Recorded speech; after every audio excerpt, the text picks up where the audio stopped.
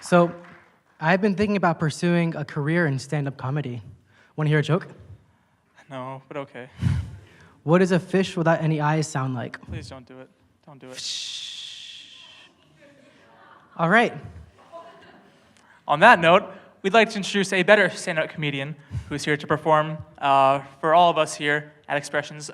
This is more of a social commentary / stand-up sort of bit, and we're so happy to have her here. Please welcome Samyukta on stage.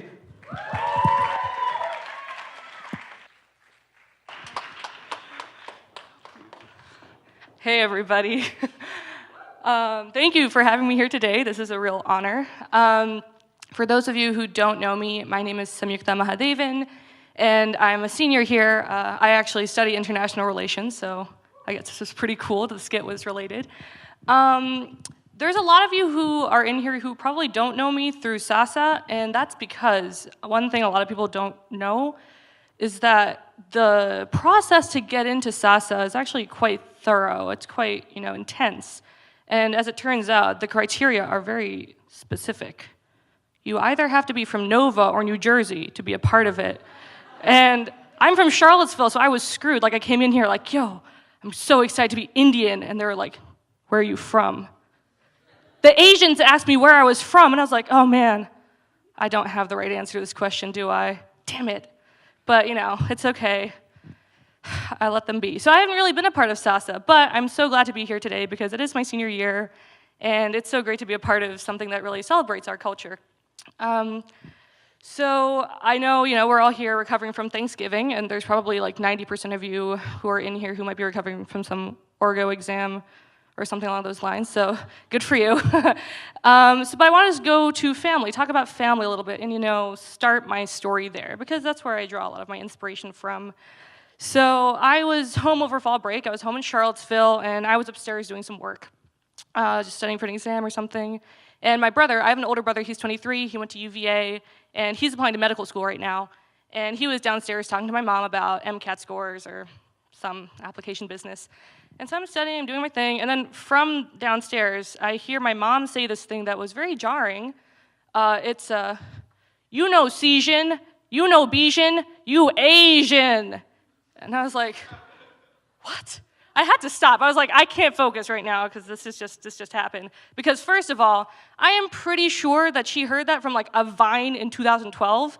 So like, number one, Ma, please update your references. And two, like, the point of this is, okay, the core is you Asian, right? So this Vine was probably made by, I think I know what it was, made by some Chinese American kid from like, who was 15 or something. So it's about being Asian, and I'm thinking, okay, China's in Asia, India's in Asia, my mom is Indian, so why did she use a Chinese accent to make a point about Asians when we're Asian already? And then I was like, Ma, we're already here trying to like find our place as South Asians in the Asian community. You're sabotaging us right now. And then I just had to stop, and that made me laugh. And then that made me think, though, that, maybe it's not her fault. Maybe America whitewashed her brain, and maybe that's why she's thinking this. Because then I went through my childhood, and I was thinking, so I moved to Virginia when I was 4, but I started going to school when I was 5. And I was in first grade, and I don't really know how this came up, but I distinctly remember someone telling me, but you're not Asian. And I was like, what does that mean? And I'm pretty sure I started crying because I was 5, and, it was traumatizing. But, the kids would, like, pull faces and be like, this is what Asians look like, and I was just terrified because I was like, oh, my God, where do I live now?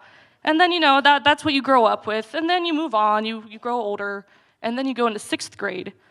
And, you're doing something, you're talking about maps and history, and then someone literally, while the map is there in the background, looks at you and says, but India is not in Asia.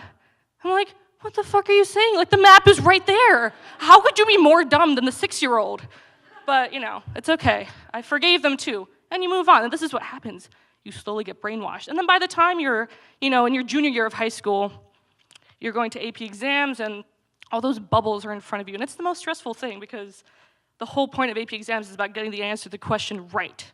And you're sitting there, and the first question they ask you is, what is your race, ethnicity?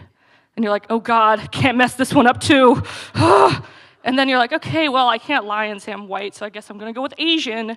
And then you're more stressed out because 2 rows behind you, there's this girl who in her head is saying, but you're not Asian. And you're like, no, not again, not right now. But, it is what it is. So now I came to college, and I didn't grow up in a particularly diverse place. Like, all my friends who are from Nova, like, they thrived in their Asian communities. I'm talking specifically about TJ, but, that's okay. But, I came here, and I was, like, not expecting something super different, because it's just, like, taking whatever representation in high school and making it into a college setting. But I decided that I'm no longer going to try to identify as, like, Indian or, Asian, but I was just gonna say, no, actually, no, I was gonna say I'm Asian, because then it really throws people off. They're like, wait, what? But then you're like, no, think about it. Asia is huge, right? See, if I go around saying I'm an Asian, I can go around saying, namaste, ni hao, assalamu alaikum, shalom, my fellow Asians, what's up? Because if you think about it, Asia is enormous. People think the Middle East is like not in Asia. It's in Asia.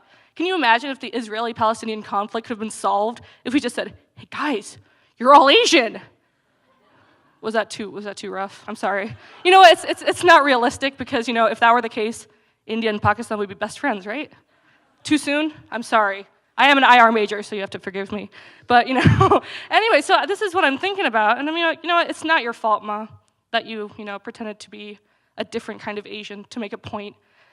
But, if we're looking for diversity here, it's really hard. Asian identity is a tough thing because, like, on a serious note, in college, we're thinking, okay, do we want to make the effort to try and be Asian as a whole, or do we want to push, our communities to say, hey, there's more, like, diversity within those groups. There's South Asians, there's East Asians, there's Middle Easterners, and create those as our own, worlds. But, it's an ongoing process. We can't expect things to change in a day. But I will say, for SASA at least, if you're looking for diversity, look beyond Nova, New Jersey. We're right here. But, that's okay. There's too many people from SASA here. They don't like it. But yeah, so I said, Ma, you know what? It's okay.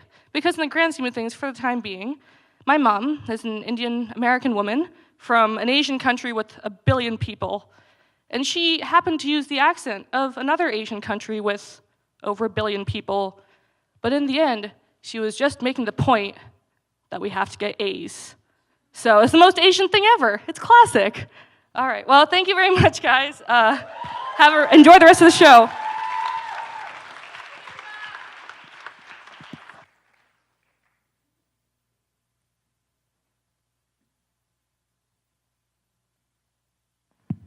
Give it up one more time for Samyukta, everyone. That was fantastic.